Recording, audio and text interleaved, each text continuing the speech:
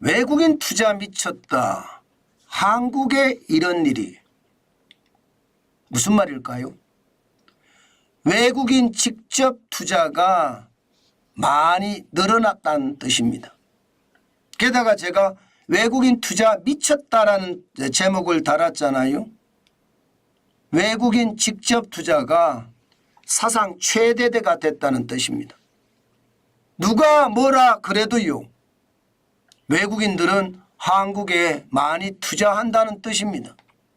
전년 대비 외국인 직접 투자, 일반적으로 FDI라고 합니다. FDI 증가율은요 7.5%입니다. 야, 이거는 보면요 참 대단하다 이런 생각이 들어요. 예, 사실 우리 내수는 지금 엉망이잖아요. 수출도 겨우 이제 회복되는 단계다 이렇게 이야기해야 되잖아요. 그런데 전년 대비 외국인 직접 투자액은요 엄청납니다. 사상 최대입니다. 사상 최대. 2023년을 보면 327억 2천만 달러예요. 단 한 번도 이렇게 많은 외국인 투자를 이끌어낸 적이 없습니다. 예, 2016년만 하더라도 213억 달러였거든요. 2020년에는 207억 5천만 달러였고요. 2022년에는 300억 달러가 넘어섰습니다. 304억 5천만 달러. 이게 여러분 보시면 2021년에 295억 1천만 달러 사상 최고치였거든요. 2022년에는 304억 5천만 달러 다시 사상 최고치입니다. 2023년에 327억 2천만 달러 다시 사상 최고치예요. 이렇게 3년 연속 말입니다. 사상 최고치를 기록을 했습니다. 저는 이것을 보면요, 윤석열 대통령은 엄청나게 노력을 하고 있다. 저는 그렇게 생각합니다. 해외 방문을 하면서 본인 스스로가 영업사원 1호다고 이야기하면서 말입니다. 발로 뛰잖아요. 문제는요, 대통령은 1호 영업사원이라면서 발로 뛰는데 과연 장관들이 뛰느냐? 저는 거기에 대해서는 좀 다른 생각을 합니다. 장관들이 절체절명의 절박함을 가지고 지금 시장에 뛰어드는 것 같지는 않거든요. 그런 차원에서 보면 좀 안타깝다 이런 생각은 듭니다. 그러나 시간이 지나면 다행히 나아지겠죠. 오죽했으면 윤석열 대통령이 현장에 나가라고 신년사에다가 집어넣겠습니까? 그만큼 말입니다. 지금은 행동을 해야 될 때고요. 현장을 중심으로 한 경제정책을 강력하게 펴야 됩니다. 최저임금도 이게 조절을 하고요. 주 52시간제도 빨리 정착을 시키고요. 그게 진짜 중요하다고 지금 생각하는 그런 분위기거든요.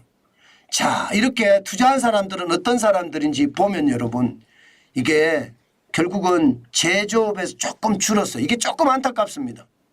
투자는 좋은데 제조업에서는요 4.5%가 줄어서 119억 1,500만 달러였고요. 서비스업에서는 7.3%가 늘었습니다. 177억 9,200만 달러. 그런데 더 놀라는 것은요 기타예요. 기타는 30억 1,200만 달러였거든요. 이게 보면 116.7%가 늘었습니다. 어떻게 생각하면 투자의 다양성이 이루어진다고 생각을 할 수 있습니다. 그런 측면에서는요 기타업이 늘어나는 것에 대해서는 모두가 환영한다, 박수를 친다 이렇게 이야기하기도 합니다. 이제 제조업에서 떠나서 제조업에 저는 투자 유치를 많이 받아야 된다는 주의예요. 기본적으로 제조 대한민국이라 저는 생각을 하기 때문에.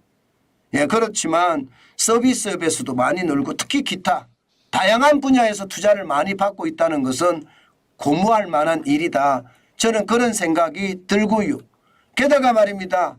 국가별로도 굉장히 다양화됐습니다. 굉장히 다양화됐습니다. 미국은 29.4%가 줄어들어서 61억 2,800만 달러였고요. 유럽 연합도 17%가 줄어들어서 62.16 달러였거든요. 16억 달러였거든요. 일본도 14.7%가 줄어들었습니다. 13억 400만 달러였습니다. 중화권은 늘었습니다. 65.6%가 늘었는데 이거는 좀 불안합니다. 중화권은요 기본적으로 미국과의 무역 마찰이나 유럽과의 무역 마찰을 피하기 위해서 대한민국에 투자하는 거라 항상 투자를 받을 때 조심해야 됩니다.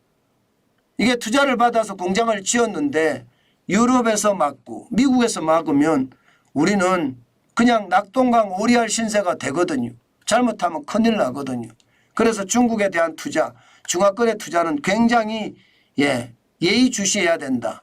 31억 2,300만 달러를 받았지만 말입니다. 그러나 기타에서 보세요 여러분.